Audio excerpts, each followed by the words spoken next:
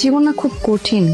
না, জীবন কিন্তু খুব কঠিন না, আমরা তাকে কঠিন ভাবি।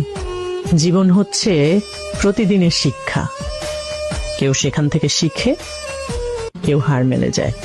এত কিছু মাঝখানে শান্তি কোথায় পাবো? শান্তি তো কোনো জায়গা না, এটা হচ্ছে একটা ফিলিং বা সিদ্ধান্ত বলতে পারো।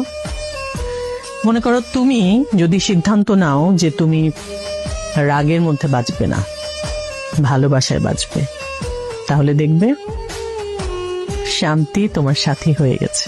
কিন্তু আমি না আপনাকে দেখে খুব অবাক হই।